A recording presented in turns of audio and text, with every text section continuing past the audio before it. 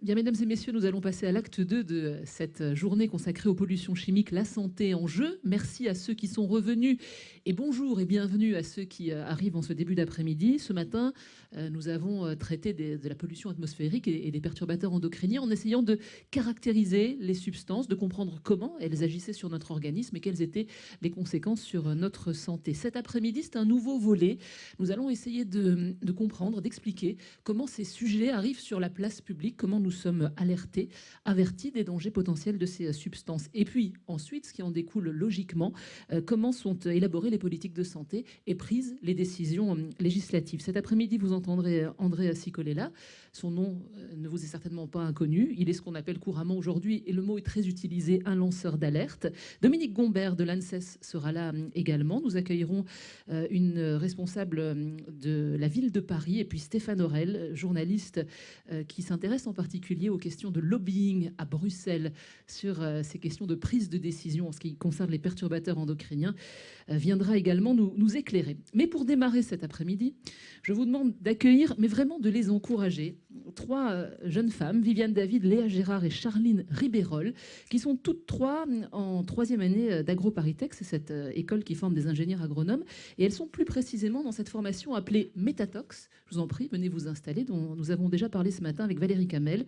Alors Métatox, l'intitulé exact, c'est de l'évaluation à la gestion des risques toxicologiques pour la santé des écosystèmes et de l'homme. C'est une formation nouvellement créée, donc, qui concerne les étudiants de troisième année d'AgroParisTech, en partenariat avec l'ANSES et l'INERIS, et dont l'objectif est de former, vous, mesdemoiselles, des ingénieurs du vivant sur les enjeux de santé des écosystèmes et leur impact sur la santé de l'homme. Alors, c'est une petite respiration très sérieuse, mais un peu ludique quand même, que vous allez nous proposer maintenant, en essayant de nous montrer comment l'on peut, parce que ce matin on a eu très peur, se prémunir, voire éviter ces expositions aux polluants de toutes sortes. Voilà, buvez un grand coup, vous respirez un grand coup, et ensuite vous y allez. C'est à vous. Applaudissez-les, parce que là je crois qu'il y a quand même un gros stress. Ouais, ça va. Bon, bah, merci d'être venu. Ça fait du bien de se voir un peu depuis le temps. Ouais, ça fait vraiment longtemps. Bon alors, quoi de neuf? Bah écoute, moi ça va vraiment bien. Mon travail est vraiment intéressant. Et d'ailleurs, faut que je te montre. J'ai trouvé ça avec mes collègues. Ce nouveau vernis à ongles. Regarde. La couleur est magnifique. Ouais. C'est saumon argenté. Franchement, une super teinte. Ça va super bien avec mes nouvelles robes. Moi, j'adore. Moi, je suis pas trop d'accord. Je suis pas sûre que ce genre de produit que tu mets sur toi comme ça, c'est très bon. Comment tu sais? Bah je sais pas, mais ça a été testé. Enfin, ils vont pas vendre quelque chose de mauvais pour moi. Ouais, c'est testé. Moi, je sais pas. Je suis pas sûre. En tout cas, il est super joli. Moi, je m'en fiche. Bon, et toi, comment ça va? Écoute, super. Le stage, bien. Là, on a un peu... J'ai des nouvelles responsabilités, ça fait du bien. Oh non. Très bien. Et puis, bah, là, je vais bientôt partir en vacances. Donc, c'est bien aussi. Mais Léa, ça sent mauvais, là. Vraiment, ton truc, là... Mais je mettais les cahiers. Ah. Oh, écoute, Non. ça pique le nez. Hein. Mais tu penses vraiment que ton truc il est mieux là? On en a pris plein la tête. Bah, non, ça sent le citron et il y a écrit « épure l'air ». Laisse-moi en douter. Je suis pas sûre non plus. Hein. C'est très chimique ce que tu utilises. Je suis pas sûre que ce soit très bon. Chimique, tu crois ce qu'elle met sur son visage, c'est pas trop chimique? Ah bah merci. Non mais franchement, t'es mon ami. Oh là là là là. Ouais. J'ai une idée. Ça vous tenterait? J'ai entendu parler d'un jeu où on peut tester un peu ses connaissances sur les substances chimiques. Est-ce que ça vous tenterait d'essayer? Moi, oui. Ouais, pourquoi pas, je pourrais C'est lui vrai montrer qu'elle a tort. Bon, bah, allons-y. À vérifier. Ça marche.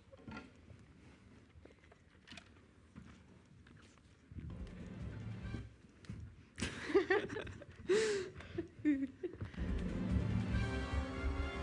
comment? Ouais.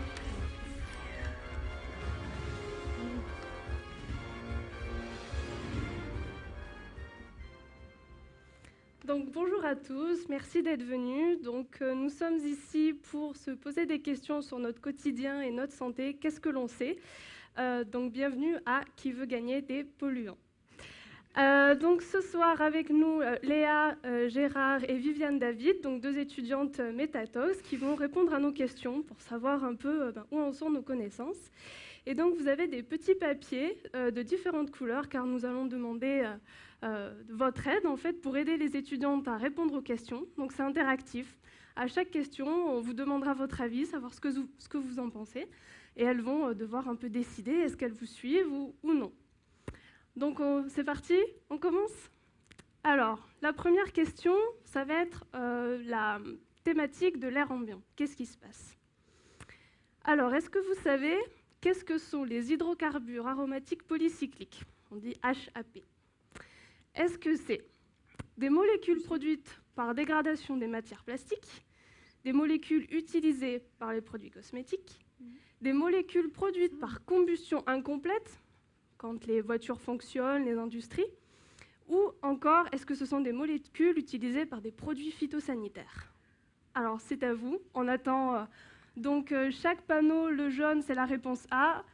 On attend aider nos étudiantes à répondre. Vous pouvez commencer à réfléchir en attendant.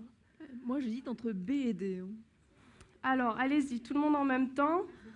On va essayer de voir un peu les tendances. Alors, pas mal de violets. Il y a pas mal de vert quand même. Hein.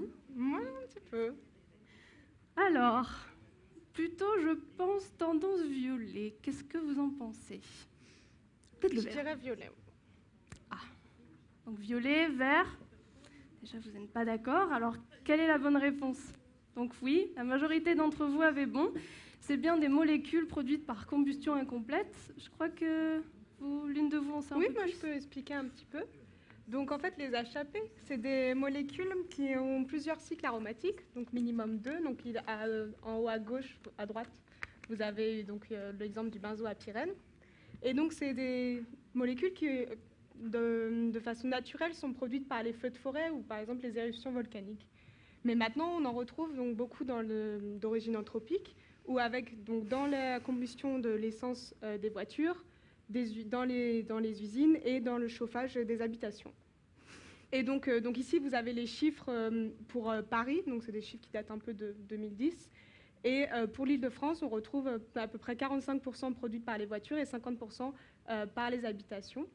Et donc les HAP, il y en a certaines molécules de cette famille qui sont reconnues cancérigènes et mutagènes, donc comme par exemple le benzoapyrène qui est donné en exemple. Quelle précision, d'accord, très bien, merci beaucoup. Alors, deuxième question, quels polluants se retrouvent dans l'air?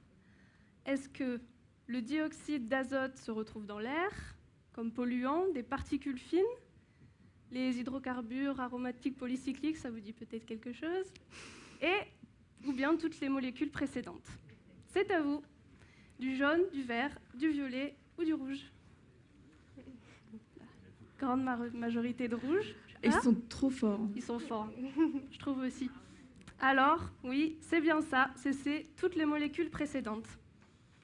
Alors, la composition de l'air, de manière générale, sans parler de contaminants, c'est principalement du dioxyde d'azote, 78%, de l'oxygène, donc qui nous aide à respirer, 21%, et puis d'autres gaz inertes, de 1% à peu près.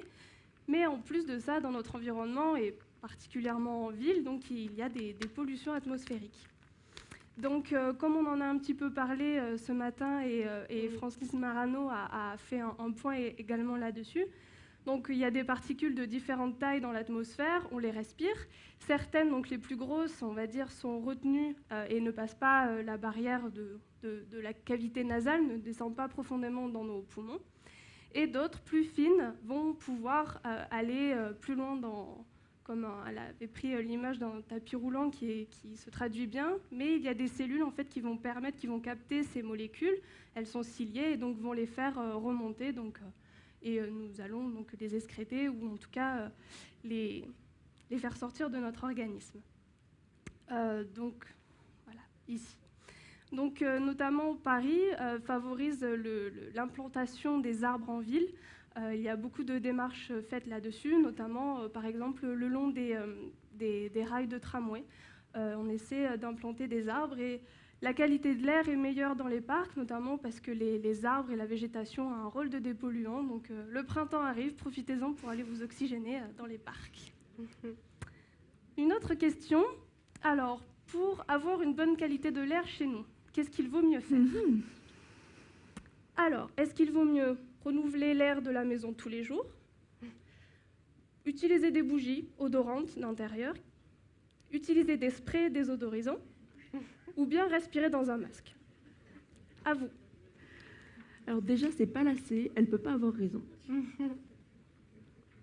Alors, pas mal de jaune, un petit peu de rouge. Très bien. Alors les filles, vous en pensez quoi?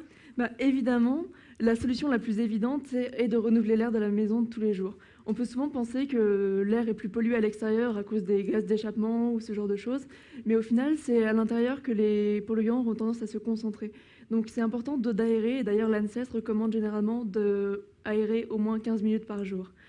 Après, l'utilisation des déodorants, gaz ou même des bougies d'intérieur peuvent masquer des mauvaises odeurs, mais au final ne feront que ajouter des polluants.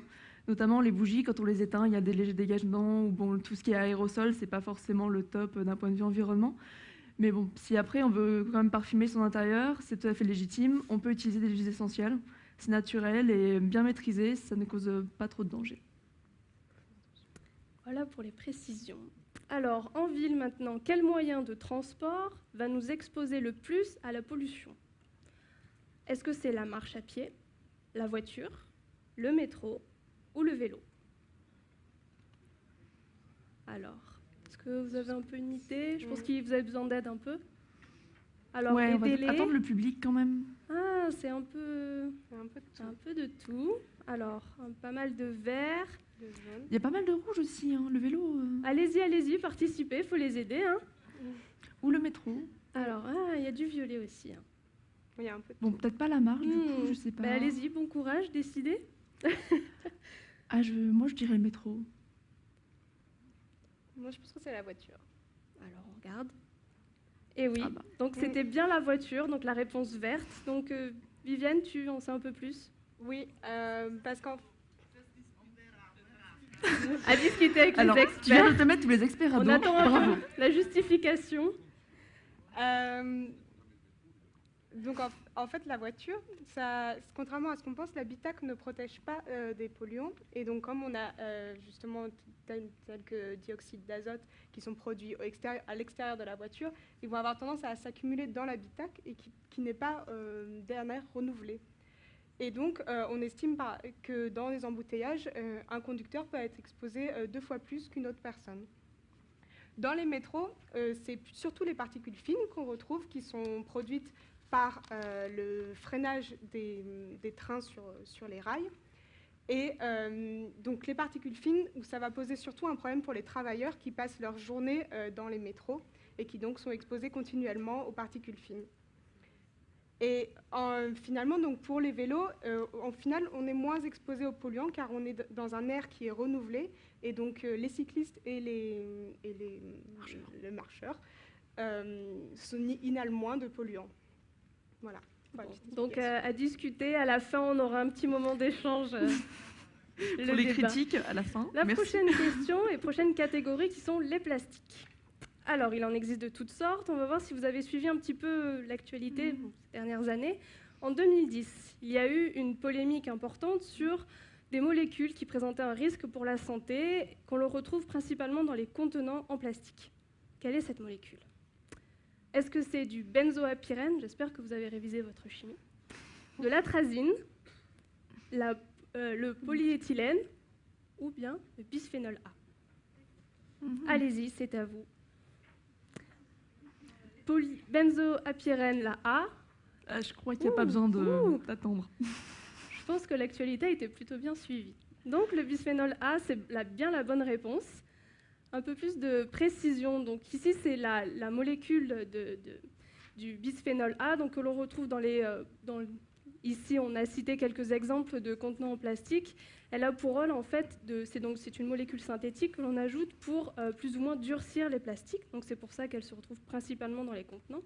Donc on en a beaucoup entendu, notamment dans les biberons pour les bébés. Donc une façon de limiter, donc on en a parlé aussi ce matin, les bisphénols sont une famille. Aujourd'hui, on n'a pas encore toutes les informations sur d'autres bisphénols F ou S. Mais en tout cas, pour le bisphénol A, pour limiter ou l'éviter, le mieux, c'est de se référer à certains labels qui sont dits BPA free, donc bisphénol A, enfin sans bisphénol A. Donc voilà. Maintenant, à quel niveau les bisphénols peuvent-ils impacter notre santé? Est-ce qu'ils impactent notre système respiratoire, le système digestif, le système hormonal ou le système cardiovasculaire? Ça discute, ça... Il se copie dessus, hein. Ouais, je pense qu'il se copie aussi. Alors, beaucoup de violets. Beaucoup de violets. Alors, est-ce que vous êtes d'accord? Je dirais violet. Ouais. Et oui, c'est bien ça. Donc, le système hormonal, eh bien, oui. Donc, là, à titre d'exemple, donc des frites chaudes dans une petite barquette en plastique qui contient des bisphénols, donc c'est chauffé. Donc, ça peut avoir un impact sur notre système hormonal. Donc, c'est pour ça qu'ils sont dits perturbateurs endocriniens. Donc notre système hormonal il est complexe, il est formé de différentes... c'est des glandes dans notre organisme qui produisent les hormones.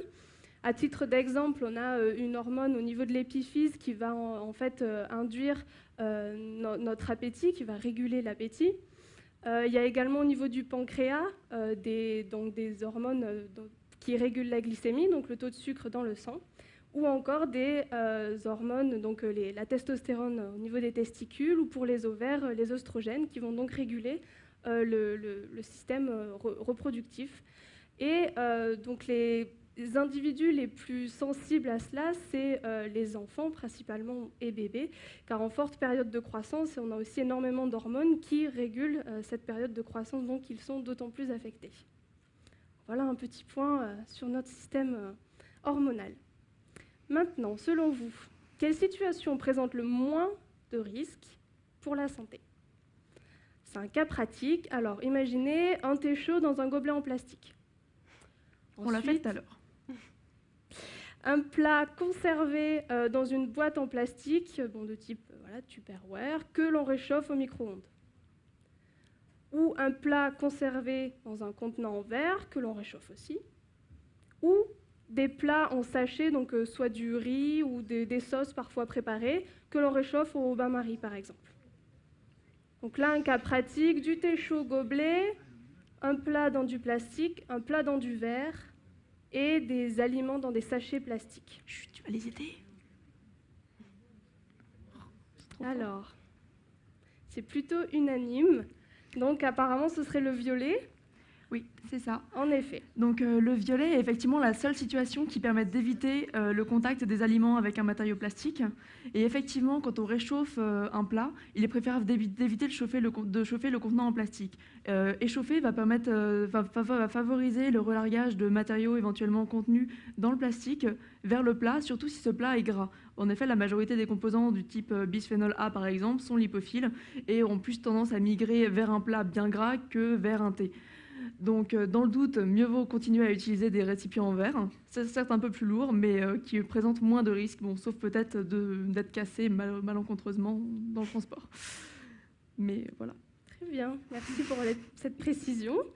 Alors, une autre rubrique maintenant, qui fait un peu plus de bruit, donc les pesticides, notre alimentation et notre santé. Alors, quels aliments contiennent le plus de résidus de pesticides? Est-ce que c'est les légumes, de manière générale, les viandes, les céréales ou bien les fruits? Alors, là, on sent que c'est un petit peu plus difficile. Vous réfléchissez, parce que elle n'est pas évidente, celle-là. Alors, beaucoup de rouge, un petit peu de jaune. Un petit peu de violet aussi. On peut partager. Qu'est-ce que vous diriez? Beaucoup de rouge. Beaucoup les fruits. Oui, c'est ça. Ça vous semble Beaucoup de bien? fruits, on va les suivre. Ouais, c'est ça. Alors, Viviane, tu peux nous en dire un peu plus? Oui. Donc ça, c'est le résultat d'une étude de 2010 de la DGCCRF qui avait testé à peu près, je crois que c'était 5000 échantillons. Et donc voilà les résultats. Donc dans les fruits, il y a 66% qui contiennent des résidus de pesticides, donc de plusieurs familles différentes, pas qu'un pesticide, et dont presque 2% qui dépassaient les seuils de limite légale. Et donc, en fait, donc, dans le champion des fruits, en fait, c'est la pomme qui, de par la culture, a beaucoup de pesticides donc, sur sa peau. Donc, le conseil qu'on peut donner, c'est surtout de bien laver ses fruits et légumes avant consommation et même de les éplucher, qu'on peut retirer comme ça le maximum de résidus. Maintenant, une autre question. Combien d'intoxications aiguës, donc on entend parler de tout ce qui est irritation cutanée, des troubles digestifs ou des maux de tête, donc combien d'intoxications aiguës chaque année seraient reliées à des pesticides en France?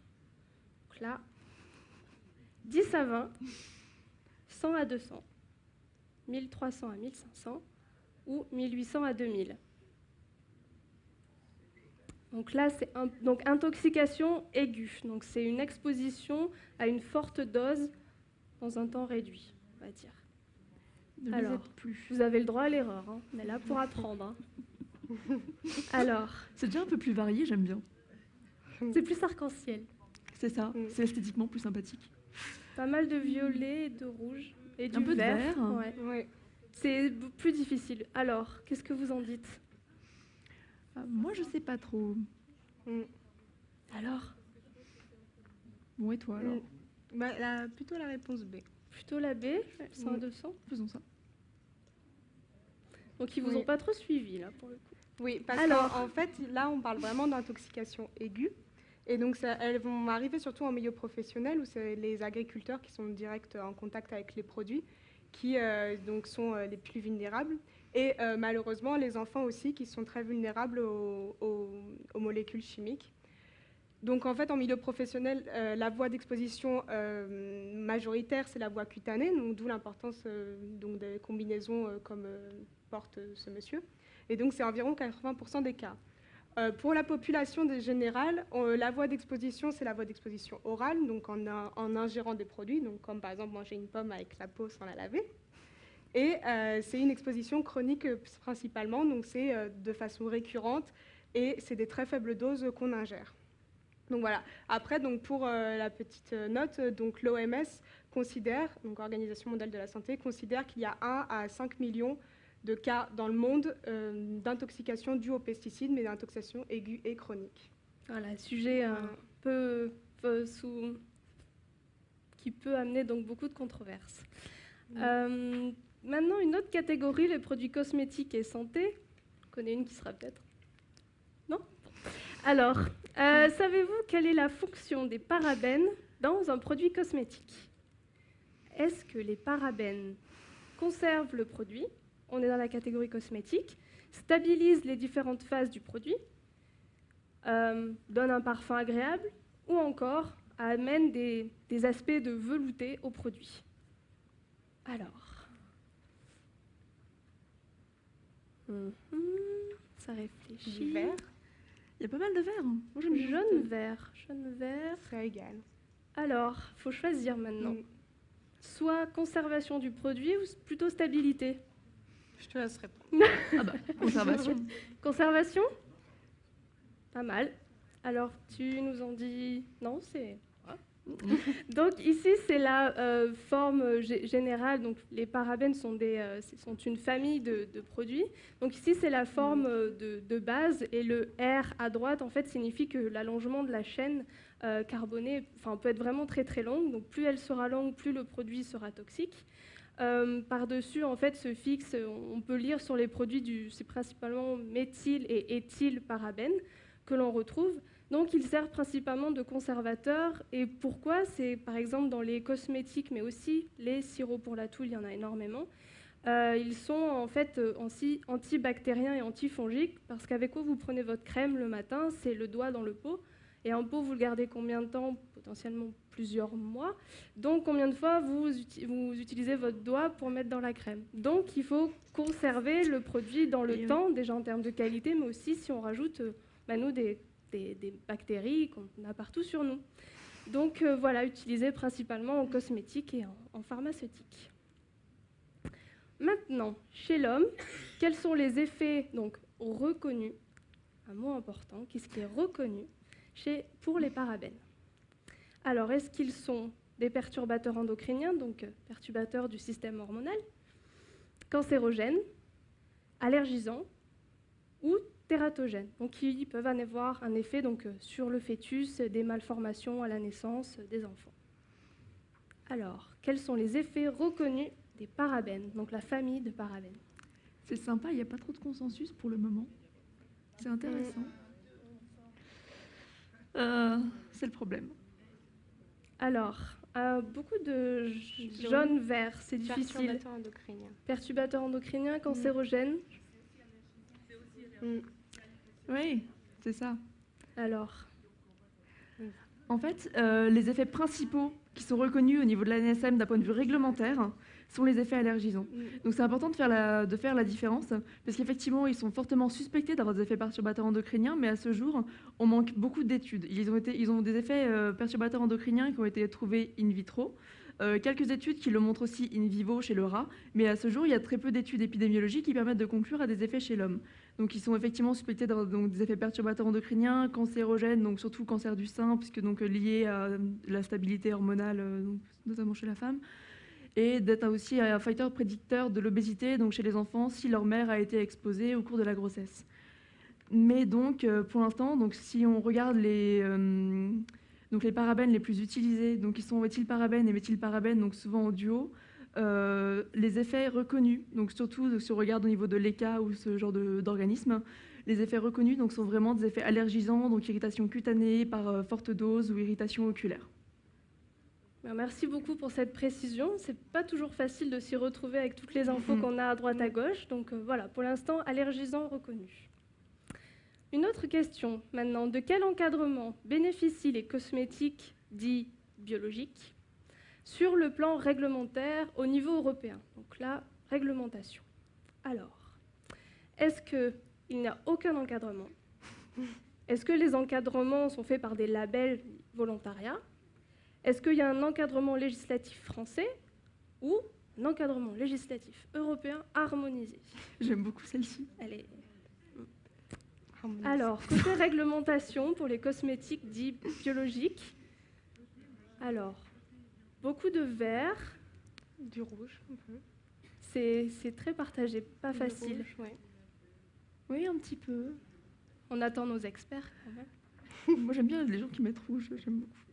Ça me soutient dans mes réponses.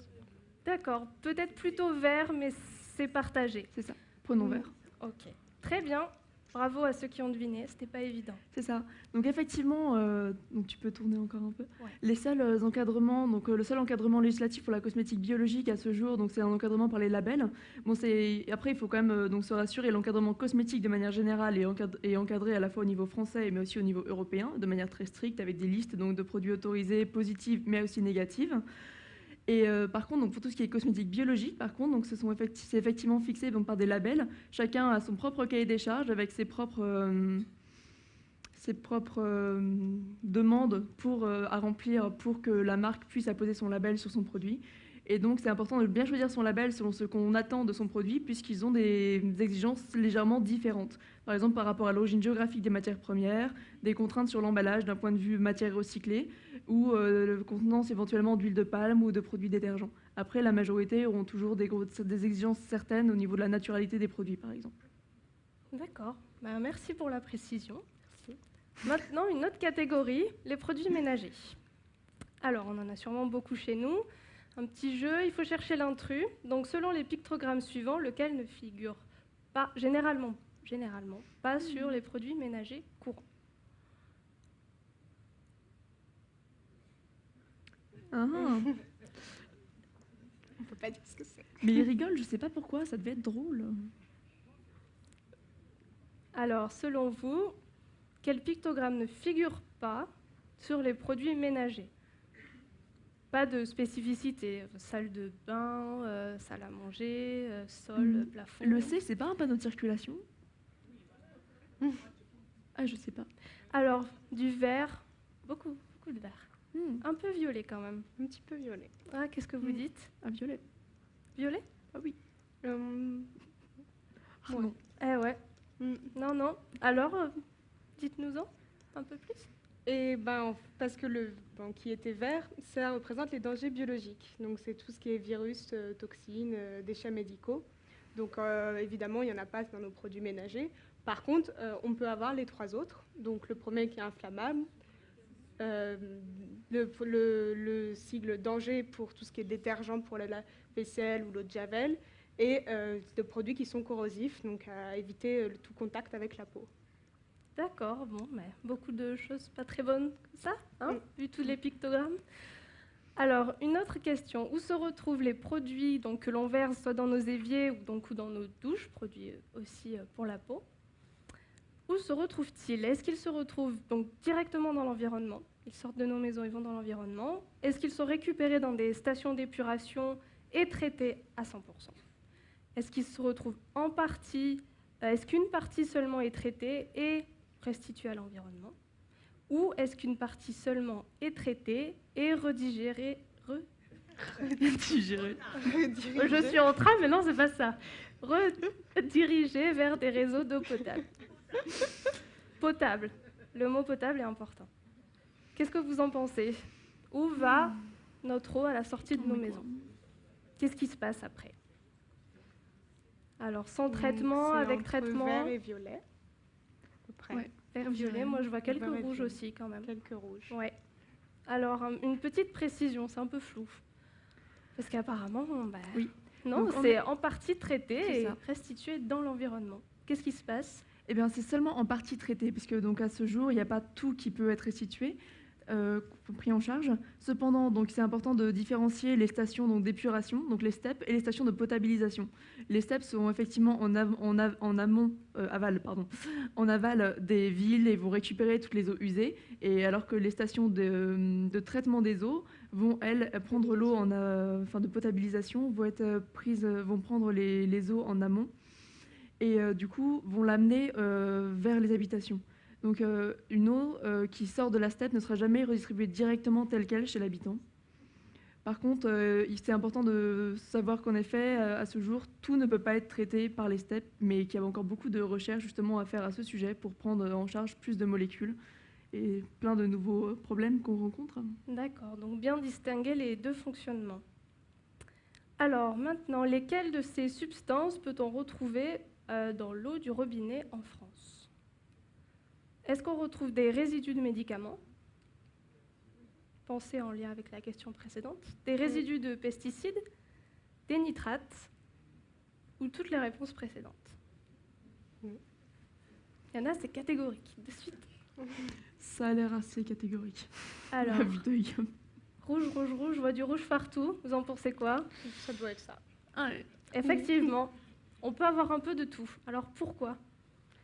Donc oui, on peut retrouver tout. Par contre, pas de panique. On a quand même des normes assez strictes et des contrôles assez réguliers. Donc notamment, comme on l'a dit ce matin, les progrès techniques avancent et on détecte de plus en plus des molécules à des concentrations de plus en plus faibles. Et donc, à ce jour, il y a quelques substances préoccupantes qui sont dans l'eau, mais il n'y a pas de risque, en tout cas avéré pour l'instant, à boire l'eau du robinet. Voilà. Même à Paris. Donc surtout pas de panique. Mm. Donc, écoutez les filles, moi je trouve que vous connaissez plutôt pas mal de choses. On voulait vraiment tous vous remercier pour votre participation, les avoir aidés et voilà. Merci beaucoup. Merci à vous. Maintenant, est-ce que vous pourriez... beaucoup d'informations là. En gros, on doit retenir quoi? J'ai pas fini de me refaire les ongles. Bon, après. Là, c'est quoi? Qu'est-ce qu'on doit retenir? Tout d'abord que, voilà, risque égale danger fois exposition. Donc là, on a l'exemple d'un lion qu'on peut assimiler aux substances chimiques qu'on retrouve dans l'environnement. Donc à droite, on va aux eaux, on voit un beau lion, mais il est en cage. Donc le lion représente un danger, mais on n'est pas exposé parce qu'il est enfermé. À gauche, on va dans la jungle, et là, on voit un lion, et on n'est pas protégé parce qu'il n'y a pas de cage. Donc là, on a une exposition, et là, il y a un risque. Donc voilà, donc si on assimile le lion aux substances chimiques, il faut être exposé pour qu'il y ait un réel risque. Très bien. Un autre point, Léa? Oui, en fait, donc il y a aujourd'hui de nombreuses controverses. On l'a soulevé avec toutes les nombreuses molécules dont on a pu parler. Mais ce qu'il faut vraiment avoir conscience, c'est que même si donc, ces controverses, on a l'impression qu'il y en a de plus en plus, mois après mois, c'est parce qu'on détecte de plus en plus de molécules, mais aussi parce que donc ça permet d'amener de nouvelles normes, et les normes n'ont jamais été aussi strictes à présent. Donc la situation est quand même largement meilleure qu'il y a 20-30 ans par rapport à la concentration de molécules dans l'air éventuellement, ou même des tonnes de choses. Il faut quand même positiver et on progresse. Et en lien avec ça, Bah voilà, justement, tu viens de le dire, on a des détections qui sont de mieux en mieux, où on détecte des molécules de plus en plus finement dans la nourriture, l'eau et l'environnement, et donc on a des détections améliorées. donc ce qu'on voulait également vous dire en lien avec la définition du risque et un danger face à l'exposition, eh bien en fait on est acteur, on est consommateur, on achète. Déjà vous êtes là aujourd'hui, vous vous posez des questions, et ben bravo de vous intéresser aussi, d'approfondir des questions. Eh bien, sachez qu'on a tous des leviers d'action chez nous tous les jours quand on fait nos courses ou la façon dont on vit. Donc ça passe aussi par la gestion du recyclage. Pour retrouver le moins possible de médicaments dans notre eau du robinet, par exemple, on ramène à la pharmacie, c'est du recyclage. Juste des exemples, il y a aussi également, on peut limiter les produits chimiques dans nos maisons tout simplement, ou à titre d'exemple, la tapette à mouche plutôt que plein de bombes à aérosols qui ont beaucoup d'effets secondaires. Donc voilà, nous sommes acteurs, et maintenant, la seule chose qu'on a à vous dire, c'est que c'est à vous de jouer. Voilà. Merci beaucoup. Voilà. Alors, je vous les représente rapidement, Léa Gérard, Viviane David et Charline Ribérol. On va associer Mélissa Zil, qu'on ne plaindra pas parce qu'elle est en stage en Finlande, voilà, aujourd'hui, et elle a participé, je crois, à la rédaction de votre célèbre. Merci beaucoup. On a appris plein de choses, mais il y a quand même beaucoup de choses à dire. J'ai entendu quelques remarques. Vous êtes quand même sacrément culotté de faire ça devant les experts qu'on a eus ce matin.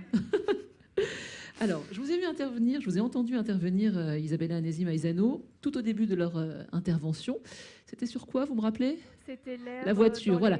Qu'est-ce qu'il vaut? En quoi est-ce que quel moyen de transport devrions-nous éviter?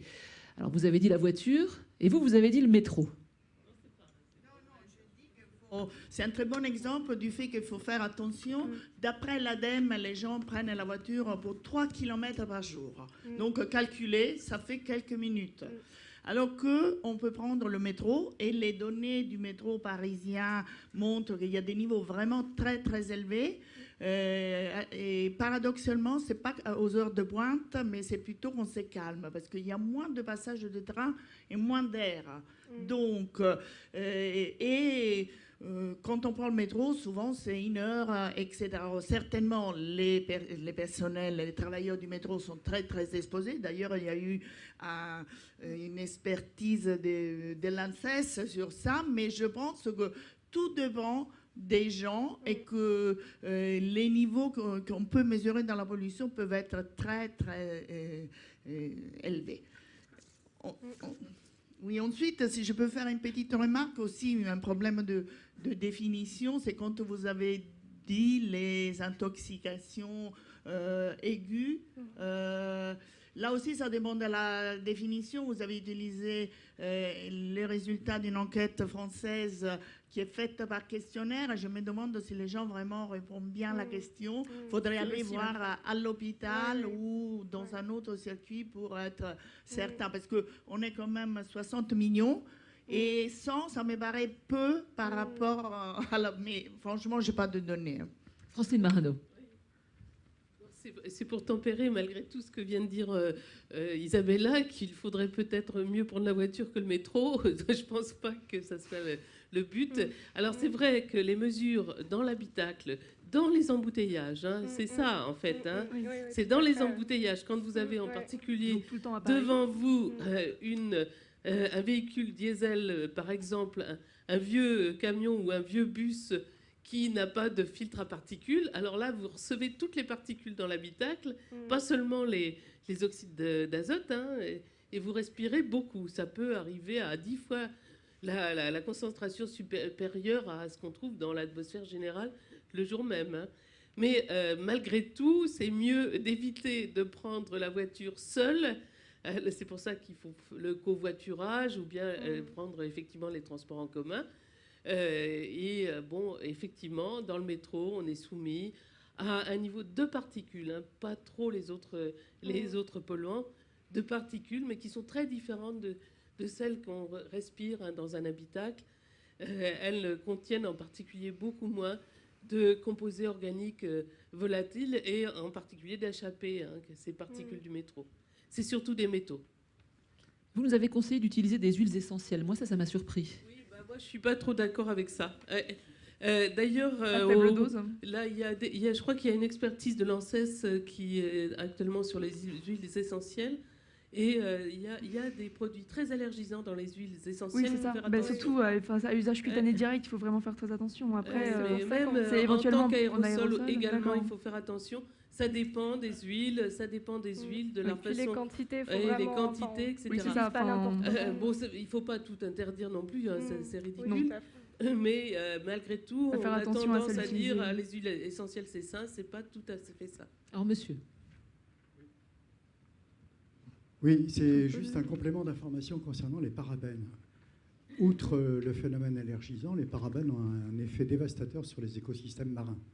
Parce que les parabènes sont contenus dans les crèmes solaires et que quand les gens se baignent, la crème solaire se diffuse dans l'eau, elle forme une pellicule à la surface de l'eau qui non seulement arrête le passage de l'oxygène, mais fait aussi écran à un certain nombre de rayons dans les rayons du soleil et donc tue les écosystèmes marins. À tel point qu'il y a certains pays en Amérique centrale qui ont complètement proscrit l'utilisation des crèmes solaires, en tout cas, on va dire occidentales, fabriquées pour les gens qui se baignent sur les plages. Il ne faut pas l'oublier. En Méditerranée, par exemple, ça devient un problème très, très, très critique. Tiens, puisqu'on a évoqué les allergies, je me permets de vous donner une information. Jeudi prochain, ici même, entre 19h et 20h30, vous pourrez assister à une conférence « Allergie, le printemps est de retour ». Vous serez là, c'est ça ? Alors oui, effectivement, Jocelyne Juste, qui est chef de service d'allergologie pédiatrique à l'hôpital Trousseau, Jean-François Nicolas, dermatologue, et puis quelqu'un que vous allez rencontrer dans quelques minutes, Sophie Rigard, je ne sais pas si elle est déjà arrivée, de la ville de Paris, voilà, qui sera présente également jeudi pour parler de ses allergies. Puisqu'on en est aux quelques surprises moi, que j'ai eues dans votre présentation, il y en a eu une autre, mais alors je ne suis pas bien sûre de moi. Alors, je vous livre ça comme ça. Vous nous avez conseillé de nous oxygéner dans les parcs. Moi, il m'avait semblé que parfois, les arbres qui sont plantés le long des routes, il ne faut surtout pas se mettre en dessous parce que la pollution, elle se concentre là. Est-ce que c'est vrai ? Un micro. Trop de précision. Oui, ça dépend. Il y a plusieurs choses.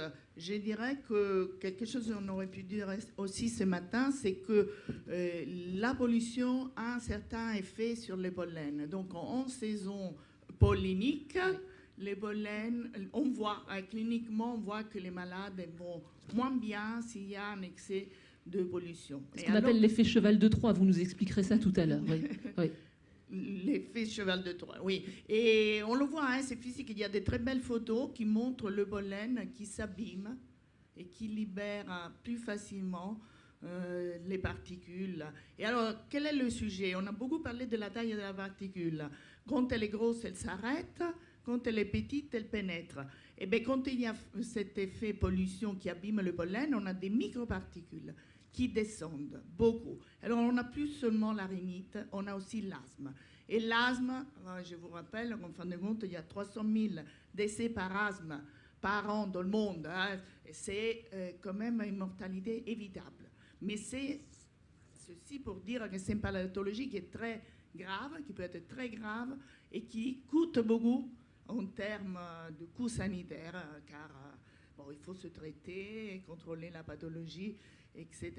Donc, voilà, bien sûr, aller dans un parc, non, ça dépend. Encore, je crois qu'aujourd'hui, malheureusement, on est là pour dire un peu. Ça dépend, oui. Oui. Francine Marano. Oui, j'en ai pas parlé, mais on en avait parlé ensemble quand vous m'avez interrogé pour préparer la table ronde. Nous, les toxicologues, on appelle ça l'effet cheval de Troie, l'association entre les polluants non intentionnels d'origine anthropique, c'est-à-dire dus aux activités humaines, et puis ces composés biologiques naturels, par exemple les pollens, mais ça peut être vrai aussi pour des bactéries, des moisissures. Donc il y a une interaction entre les deux types de polluants, Et quand on respire, en particulier donc, ces fractions de parois de pollen ou ces fractions de parois de bactéries ou de champignons, eh bien, il y a donc... En fait, le pollen, la fraction de pollen transporte aussi les particules ultra fines, par exemple de diesel, jusqu'au niveau des alvéoles. Et on appelle ça l'effet cheval de Troie, parce qu'on a l'interaction entre la partie biologique et puis la partie chimique, et du coup la possibilité d'entrer dans le système sanguin, comme on l'a vu. Donc on a à la fois les deux types de polluants qui peuvent intervenir. Robert Barouki, parce que je ne vous ai pas entendu cet après-midi, la pomme, elles ont tranché, c'est le cas de le dire, on l'épluche. Ce matin, on ne savait pas.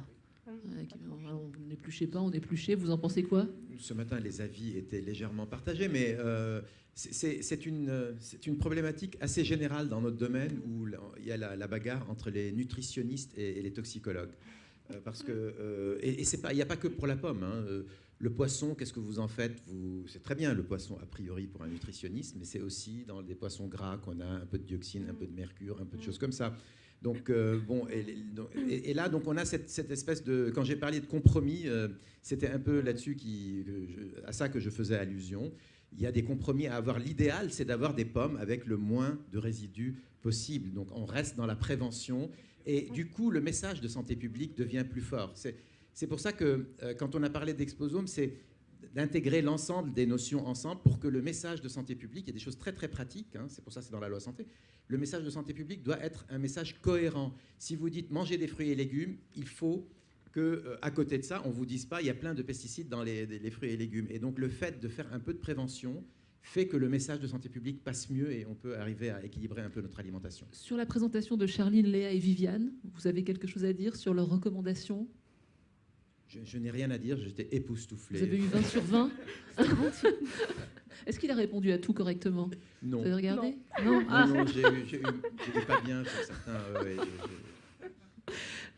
Isabella Agnesi-Maïzen. Oui, voilà, je voudrais rajouter quelque chose, parce que ce matin, on n'a pas abordé un aspect très important, mais qui rentre tout à fait dans l'idée de l'exposome. On n'a pas parlé du fait qu'avoir un style de vie sain, entre guillemets, peut diminuer les risques associés à la pollution. Alors, on sait très bien que certains régimes alimentaires protègent. Ça, c'est parce que c'est génétiquement déterminé. Il y a des gènes qui sont là. Ça, c'est le modèle complet qui nous montre que quand on a un certain glutathion dismutase, en moins, on souffre plus de la pollution. Donc, c'est en supplémentant qu'on peut avoir une réponse adéquate. Alors, c'est très schématique, bien sûr, mais c'est bien établi. Et ce matin, on n'a pas, peut-être cet après-midi, avec ce qui nous protège et les alternatives, on pourra aller aussi vers cette direction. Mais justement, c'est ce que nous allons faire. Je vous propose de les applaudir.